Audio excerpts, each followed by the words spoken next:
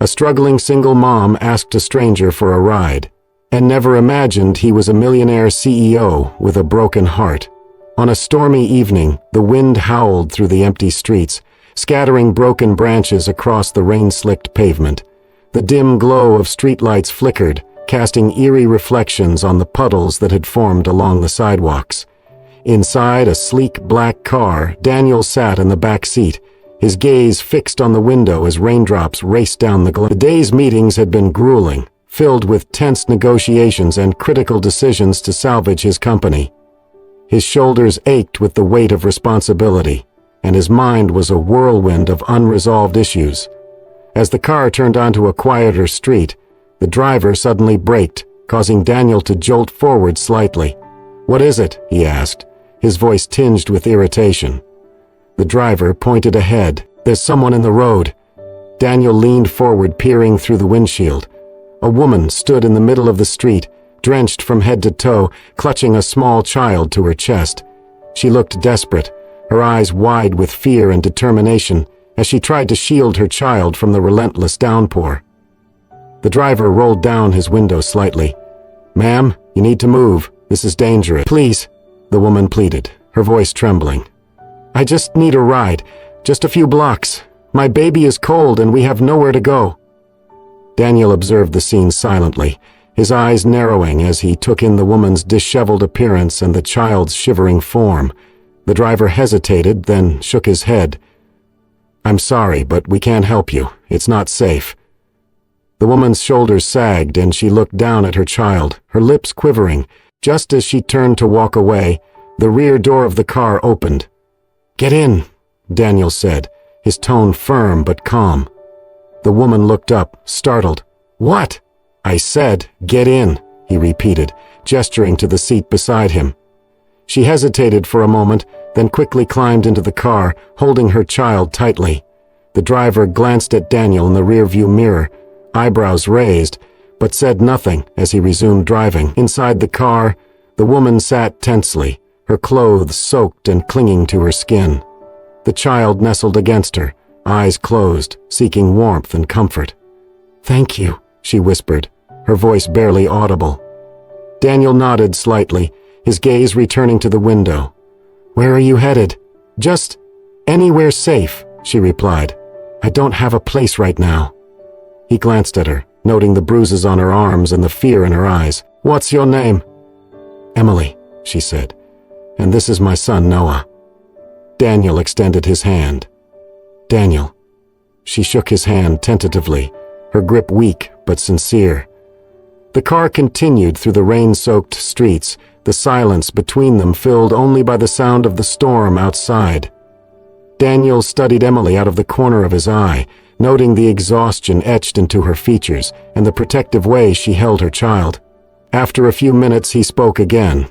"Do you have any family nearby?" She shook her head. "No, it's just us."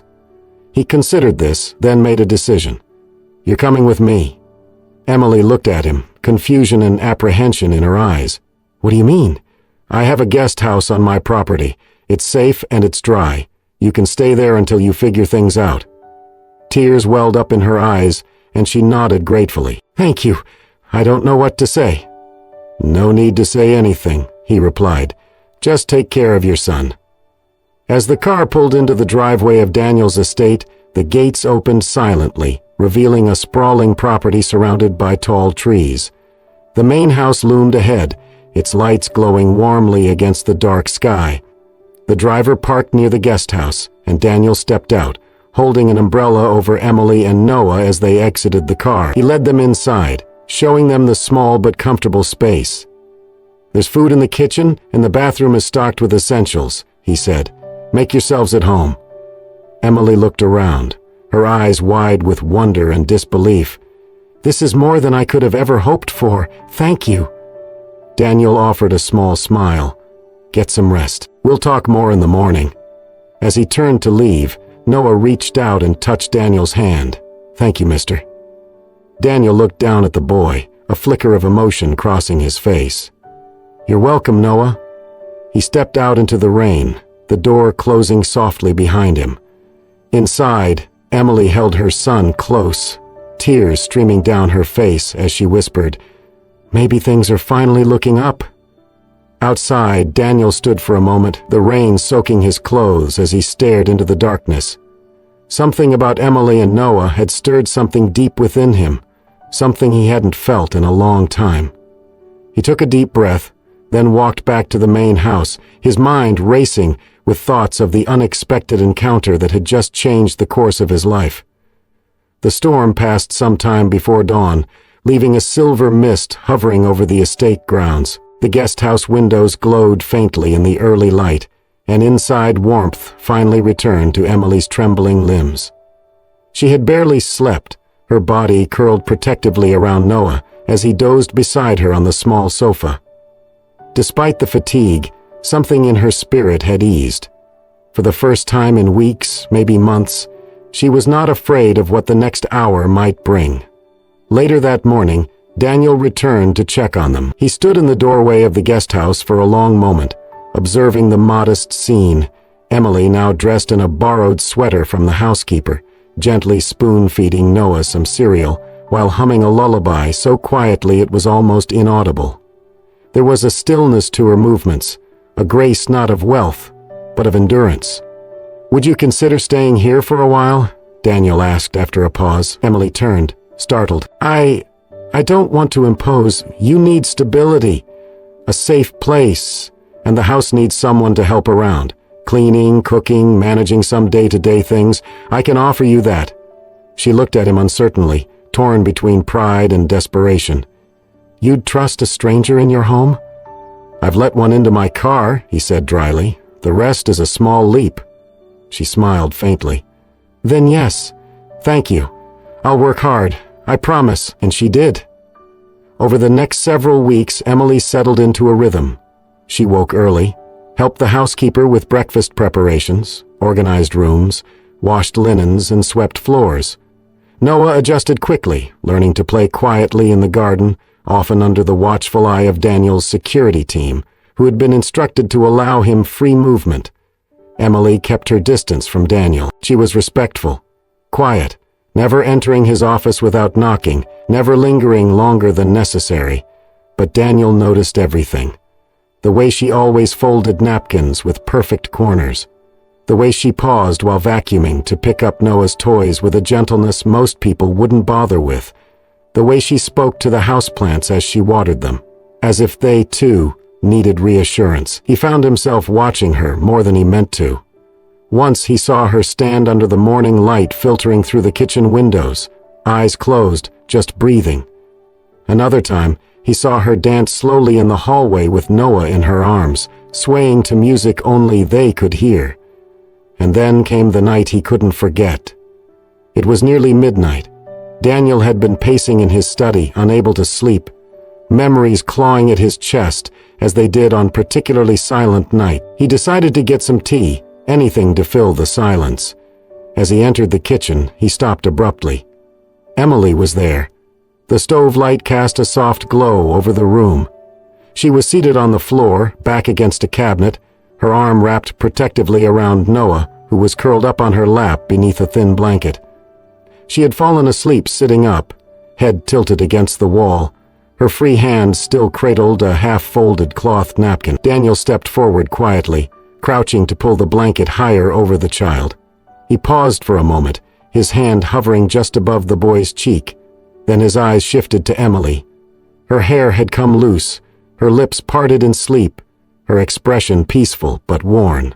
There was something sacred about the image, mother and child, nestled in the warmth of a borrowed space, unaware of the man kneeling beside them. Daniel reached down, gently brushing the corner of the blanket, adjusting it to cover Noah's bare feet.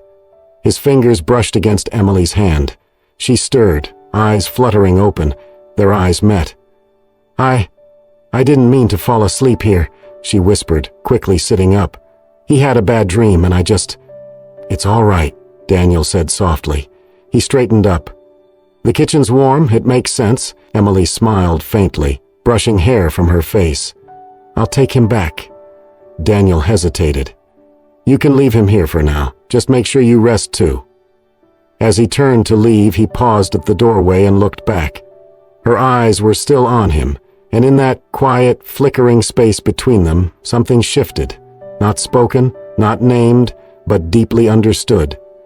Mornings came softer now. The once cold, sterile corridors of Daniel's grand estate had slowly been touched by a new rhythm, one marked by the scent of cinnamon in the air, the hum of lullabies coming from the garden, and the quiet clatter of dishes being washed by hand instead of machine. Emily had become a part of the house, not as a guest, not as a servant, but as something warmer, something the walls themselves seemed to lean toward. She moved with quiet purpose, sweeping the hallways, adjusting curtains to let in more light, planting herbs outside the kitchen window, and baking simple breads that filled the rooms with memories neither of them dared name. There was a new softness in the atmosphere, one Daniel noticed without understanding at first. It was the softness of life returning to a place that had been frozen in time. He began spending more time at home. At first it was unintentional. A late meeting canceled, a phone call taken from the library instead of the office. Then it became deliberate. He lingered at the breakfast table just a moment longer, walked past the kitchen when he didn't need to, paused in the hallway to listen to Noah giggling in the garden as Emily taught him how to press flowers between pages of an old book. He started noticing details he had ignored for years, the way Emily always hummed under her breath when she cooked, the way she tied her hair up differently depending on the task, loose when she baked, tight when she cleaned, in a braid when she gardened, the way Noah's laughter echoed in the marble halls like it belonged there, and every time she laughed, a real laugh, not one of forced politeness, Daniel felt a tug in his chest, like something once buried had shifted. They began speaking more. Not just about groceries or chores, but about books, old movies, childhood dreams. Emily shared stories of her teenage years in a small town, how she once wanted to become a florist, how she loved rainy days because they made the world feel smaller and safer. Daniel listened, really listened. He told her things too, carefully chosen, guarded truths, that he hated black tie galas, that his favorite time of day was just before sunrise, when everything felt suspended, that he didn't believe in fate, but he sometimes wondered if certain meetings were meant to happen. But he never spoke of his past, not the real one.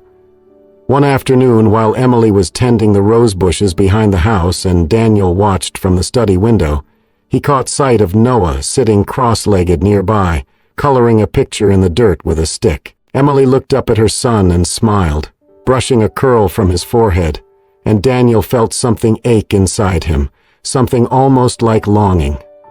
That evening, over a simple dinner she had made, a roast chicken with rosemary and garlic potatoes, they sat in the kitchen, just the two of them, after Noah had fallen asleep. "Everything all right at work?" she asked casually, pouring tea. Daniel nodded. "Same as always.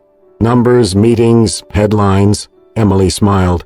"You make it sound so glamorous." "It's not." She leaned back in her chair, watching him.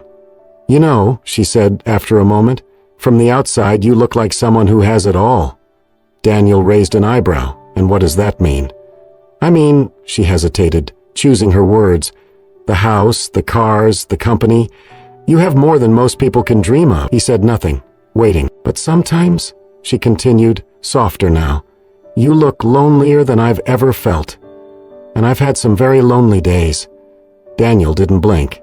Emily held his gaze but didn't push further. Her voice had carried no accusation, only curiosity, maybe even concern. After a long pause, Daniel finally said, "Looks can be deceiving." Then he stood, his cup untouched. "I have to get back to some calls," he said, his voice unreadable. Emily didn't stop him. But that night, as he sat alone in his study, staring at the crackling fire, her words repeated in his mind. "You look lonelier than I've ever felt." And for the first time in a long time, Daniel wondered if it was written all over him, and if maybe, just maybe, someone like her could see past the mask he had worn for years. The late afternoon sun filtered softly through the tall windows of the study, casting long shadows across the polished wooden floor. A quiet calm filled the air, broken only by the occasional rustle of leaves outside and the ticking of an antique clock on the wall. Emily had spent the better part of the morning dusting and organizing the room. Daniel's private office, usually off-limits, but left open today. She moved with care, wiping the shelves and straightening papers. Noah, as always, followed closely behind, carrying a toy car and babbling softly to himself. As Emily turned to adjust a framed photograph on the bookshelf, she didn't notice Noah reach up to the low cabinet where a small wooden object sat. It was a handcrafted model of a house, carved with precision, its roof slightly faded, its edges lovingly smoothed by time. To Noah, it looked like the perfect toy. "Look, Mommy," he said, holding it up with both hands. Emily turned, her heart leaping. "Noah, put that down." At that moment, the door to the study swung open, and Daniel stepped inside. He froze. His eyes locked on the object in Noah's hands, and in an instant his entire expression changed. His jaw tightened, his voice came sharp, louder than Emily had ever heard it. "Don't touch that." Noah's smile vanished. His hands shook, and he dropped the model with a small gasp. The little boy's face crumpled as he ran into Emily's arms, sobbing. She wrapped herself around him instinctively, holding him close as she looked up at Daniel, her eyes wide with disbelief. "He didn't mean to," she said, her voice tight with emotion. "He's just a child." Daniel's breathing was uneven. For a long moment, he stood still, fists clenched, then turned and walked out of the room without another word. That evening, after Noah had cried himself to sleep, Emily hesitated outside the door of Daniel's study. Her hand hovered over the doorknob, unsure if she should knock. But something, guilt, concern, or the echo of the look she'd seen in his eyes, pushed her forward. She opened the door, slowly. Daniel didn't notice her at first. He sat on the edge of the leather armchair, the lights dimmed low. In his hands was the wooden house, now whole again. He ran his fingers along its roof, the way someone might trace the outline of a memory. Emily stood quietly by the doorway, watching. Finally, he spoke, his voice low, rough around the edges. "It was the last thing they gave me." She stepped closer, her footsteps barely audible. "My parents," he continued. "They had it made when I got accepted into college. Said it was a symbol. Build something lasting, Daniel, they told me." His lips pressed into a thin line. "They died 2 weeks later. Car crash. Drunk driver." Emily's breath caught in her throat. "I was supposed to have dinner with them that night," he said, voice quieter now. "But I canceled. I had a meeting. I thought there would be time." He looked down at the model, eyes glistening. There wasn't. Emily didn't say anything. Instead, she sat on the floor next to his chair, folding her legs underneath her. The silence between them wasn't heavy, it was honest, unmasked. "I'm sorry," she whispered. Daniel gave a small nod, the kind that acknowledged pain too deep for words. "I wasn't angry at him," he said after a moment. "Not really. I was scared that something so fragile could be broken again. And maybe that makes me weak, or just not ready." Emily reached out and rested her hand on his.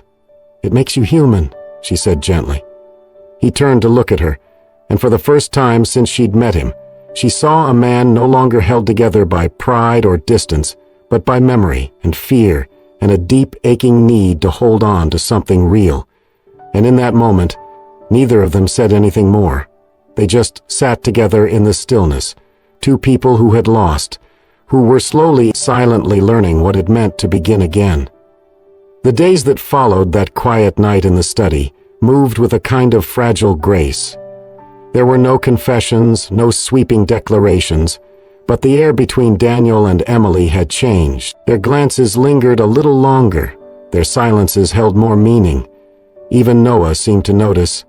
He would grab Daniel's hand when they walked in the garden, or curl up on the couch between them during movie nights, like they'd been doing it for years.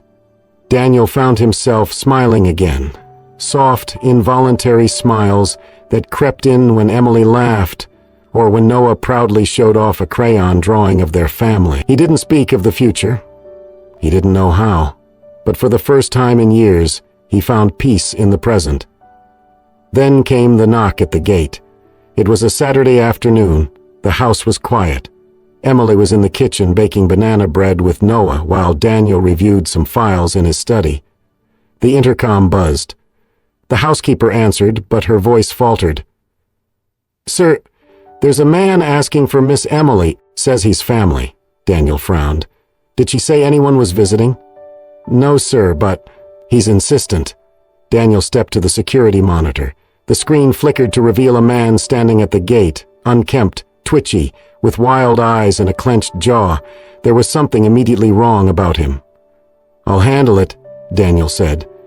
But by the time he reached the front door, the man was gone. That night, Emily was quiet. Her hands shook as she folded towels. She jumped when Daniel called her name. He asked what was wrong, but she brushed it off with a smile, too thin to be real. "It's nothing, just tired." He let it go. He should not have. The next morning, Daniel rose early, expecting to find Emily and Noah at breakfast. But the guest house was empty. Their things were gone. The kitchen was quiet. No note on the table. No sound of laughter in the hallway. Panic surged. He rushed back to the main house, calling the staff, searching every room. Then, on the front steps, tucked beneath a small flower pot, he found the letter.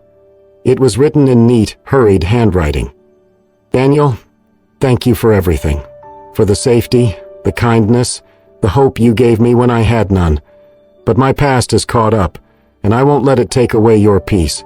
You gave me a home. I can't let that become a battleground. Please, don't look for me. Emily." His hands tightened around the paper. The words blurred as fury and fear rose like a storm in his chest. He crumpled the note, stormed back inside, and demanded answers. It was the housekeeper who finally spoke. "I didn't think it was my place, sir, but I saw a man outside the guest house yesterday. He was shouting at her. She told him to leave. He threatened her, said he'd take the boy. I was going to tell you, but I thought she had it under control." Daniel's jaw clenched. He threatened to take Noah? Yes. He said, "If you don't get the money, I'll take him. I'll make sure you never see him again." Something inside Daniel snapped. He paced the floor, breath heavy. "Get the security footage. Every camera, every angle. I want his face." His voice was cold, but beneath it was panic, unrelenting, suffocating. He had let them go. He had let them walk right back into danger. No, he would find them. He would bring them home. Not just because he cared, but because they were his. Even if he hadn't said the words yet, even if he hadn't let himself believe it, they were his. And no one, no past, no man, no monster, was going to take them from him. Rain hammered down on the small town, soaking the rusted tin roofs and turning narrow alleyways into muddy rivers. It was the kind of rain that blurred everything, lines on the road, reflections in the glass, even the edges of memory. But nothing could blur the moment Daniel saw her again. He had spent days searching, chasing rumors, reviewing camera footage, tracking cash withdrawals and bus routes, and finally, a tired gas station attendant in a dusty little town had muttered, "Yeah, there's a girl working at the diner down by the old train yard. Came in last week with a kid." Now, standing across the street from the shuttered building that had once been a warehouse, Daniel could see a flicker of movement behind the broken window. Inside, stacked crates formed a crude shelter. A thin mattress was spread on the floor. Emily was there, bent over a small heater, wrapped in a threadbare blanket. Noah was curled up beside her, fast asleep. Daniel stepped forward, his soaked shoes splashing through puddles. When she turned and saw him, her face went pale. She stood abruptly, her body tense. "Daniel?" He didn't move. Emily stepped outside, pulling the door shut behind her, standing beneath the skeletal remains of an awning that offered no real shelter. Rain pelted her shoulders, her clothes already clinging to her skin. "You shouldn't be here," she said quietly, not meeting his eyes. "You shouldn't be here either." Her lip trembled. "I didn't know where else to go." "You should have come home." Emily shook her head. It's not your job to fix my life, Daniel. You gave us peace. I couldn't let my past destroy that. He stepped closer, the rain cascading from his hair, dripping from his chin. You think I care about peace more than I care about you? She opened her mouth to respond, but no sound came. I've lost people before, Emily, he said, voice breaking. I've stood by graves, held pieces of my life in my hands, and watched them disappear. I know what it's like to live with regret. Her eyes filled. I just wanted to protect you. I thought if I left quietly. You didn't protect me, he interrupted, taking another step forward. You shattered me. She turned away, as if she couldn't bear to look at him. I'm sorry. Then she ran. Her bare feet splashed through puddles, her body cutting through the rain like a ghost, vanishing into the alley behind the warehouse. Daniel didn't hesitate. He ran after her. The rain was relentless, blinding, but he caught her halfway down the block. He grabbed her wrist, not harshly, just enough to stop her, and spun her to face him. Emily, he gasped, out of breath. Stop running. She shook her head, sobbing now, her chest heaving. I don't know how. He pulled her into his arms. She resisted for a heartbeat, then collapsed into him, her fists clenching the back of his coat, her face buried in his chest. The storm roared around them, but all Daniel could hear was the sound of her breath, broken and desperate, and the beat of her heart against his own. I've already lost one family, he whispered, tears mixing with the rain on his cheeks. Don't make me lose another. Emily clung to him, sobbing harder now, every wall she'd built crumbling in the downpour. You're not alone anymore, he said softly, and you never will be again. They stood like that for a long time, soaked to the bone, surrounded by thunder and wind and memory. But in that moment, in that embrace, they were no longer running. They were found. The sun rose over the lake in a haze of gold and silver, the water glassy and still, reflecting the first light of day like a secret being slowly revealed. The storm had passed. Not just the rain, but everything that had kept their lives wrapped in fear and uncertainty. 2 weeks after Daniel found Emily, justice arrived. With the help of a private investigator and a sharp legal team, Daniel gathered everything they needed: surveillance footage from the estate's cameras, witness testimony from the housekeeper, threatening text messages traced back to Emily's ex. The evidence was overwhelming. Within days, the police issued a warrant. Emily's former husband was arrested without incident, and for the first time in years, she exhaled, without the weight of dread sitting on her chest. Freedom, real freedom, came not with celebration, but quiet relief. Emily and Noah returned to the estate. Only this time they did not enter through the guest house. Daniel welcomed them at the front steps of the main house. Noah ran to him without hesitation, and Emily followed, slower, her hand clutching the strap of her bag like it might all disappear if she let go. But it did not disappear. It only grew more real. Daniel had the east wing of the house redone. Fresh paint, soft rugs, a playroom designed for Noah with a window seat overlooking the garden. Emily's favorite flowers now lined the back patio. The kitchen smelled like cinnamon again. It wasn't just safety anymore. It was home. One afternoon, a few weeks later, Daniel asked Emily to take a walk with him. They strolled by the lake, hand in hand, Noah running ahead with a toy sailboat, skipping stones and laughing like he'd never known the weight of fear.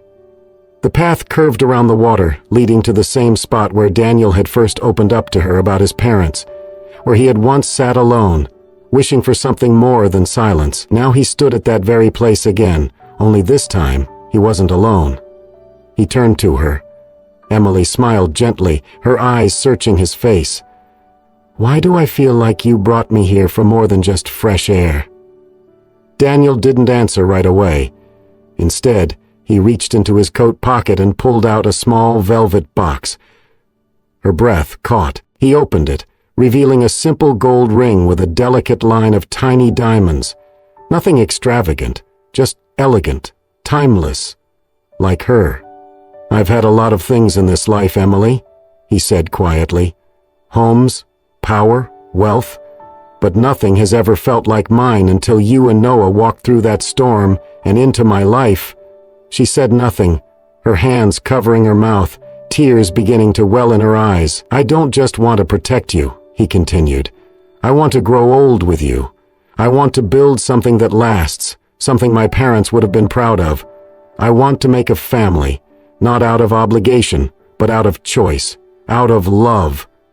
He got down on one knee. "Emily," he whispered, "will you marry me?" Her tears spilled over. She nodded, overwhelmed, her voice thick with emotion. "I've never believed I deserved happiness. I thought love was something for other people. But you," she stepped closer, her fingers trembling as she touched his face, "you made me believe that maybe I'm worthy after all." He slipped the ring onto her finger. She laughed through her tears, and he stood, pulling her into a kiss as the sun glinted off the water behind them. Noah, oblivious to the significance of the moment, shouted from the lake's edge, "Did Mommy say yes?" Emily pulled back, laughing, and called, "I did!" Daniel wrapped an arm around her shoulders, and together they walked back along the lakeside, toward the home that no longer felt too big, or too quiet, or too empty.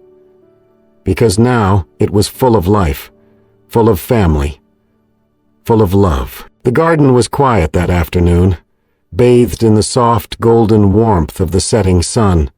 Lanterns swayed gently from tree branches, their soft glow twinkling like captured starlight.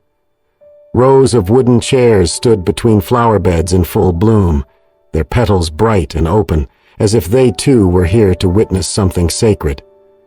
The wedding was small, just a handful of guests who mattered, close friends, a few staff members who had become like family, and the minister who had known Daniel since before the weight of the world settled on his shoulders. The ceremony wasn't about show, it was about presence, healing, hope. Emily stepped into the garden barefoot, her dress simple and flowing, the color of clouds before dawn. She had sewn part of it herself, delicate embroidery down the sleeves, a tiny heart stitched inside the hem where no one could see. It was the most beautiful thing Daniel had ever seen, not because of lace or cut or price tag, but because she wore it like she had finally become who she was always meant to be. Noah stood proudly in a miniature suit beside Daniel at the front of the aisle, his bow tie slightly crooked, his shoes a little dusty from playing earlier in the yard. But when he saw his mother, he straightened his shoulders and beamed. Music played softly, an instrumental version of a lullaby Emily used to hum in the kitchen. The guests stood. She walked slowly, steadily toward the two people who had become her entire world. Daniel reached for her hand when she arrived, his eyes full of everything he had never been able to say aloud. She smiled back, tears already slipping down her cheeks, and whispered, "Hi." "Hi," he replied, barely holding himself together. The vows were not traditional. They were written from nights spent awake, talking on the porch, sharing pieces of broken pasts, dreaming of unbroken futures. "I promise to be the safe place you never had," Daniel said, voice trembling, "to stand beside you when storms come, to celebrate every ordinary morning, to love you not because I must, but because I cannot help it." Emily took a breath, her voice clear. "I promise to never run again, to face things with you, not alone, to believe even when it's hard. You gave me back my voice, my dignity, my joy." Then came Noah's part. He stood on a little stool, clutching a card he had written himself, and read with practiced pride, "Mom used to cry in the dark, but now she laughs in the sunshine. Mr. Daniel makes her happy, and she makes him banana bread. So that's love, I think. I'm glad we're a team now." The guests chuckled through their tears. Daniel wiped at his eyes. Emily pulled Noah in for a kiss on the forehead. When they were pronounced husband and wife, there was no dramatic cheering, just soft claps, watery smiles, and the feeling that something deeply right had just unfolded before them. That evening, as the sun began its slow descent behind the tree line, the family of three sat together at a long wooden table under the open sky. Plates of roasted vegetables, fresh bread, and laughter passed between them. Candles flickered, flowers breathed in the night air. Noah rested his head on Emily's shoulder, sleep tugging at his eyelids. Daniel reached across the table and took her hand in his. They sat that way for a long time, just watching the sky change, soft purples, gentle oranges, a golden streak that seemed to stretch endlessly toward the horizon. No one spoke, they did not need to. They had been broken in different ways, lost in different storms. But they had found each other, one rainy night, one frightened question, one act of kindness at a time. And now, they were not perfect, but they were together, and for them, that was everything. As the sun set on their quiet garden wedding and 3 hearts beat together beneath the glow of lantern light, we are reminded that love does not always arrive with fanfare. Sometimes it comes in the form of a stranger in a storm, a small act of kindness, or a promise made beneath the weight of memory. Emily, Daniel, and Noah showed us that family isn't defined by perfection, but by presence. That healing is possible, and that sometimes the people we were meant to find show up exactly when we've stopped believing anyone ever would. If this story touched your heart, reminded you of the power of compassion, and made you believe again in second chances, please consider subscribing to Soul-Stirring Stories. We bring you real, emotional, and inspiring tales that remind us all, no matter how dark the night, love always finds a way. Thank you for watching, and remember, some stories do not end. They begin, right where the tears fall.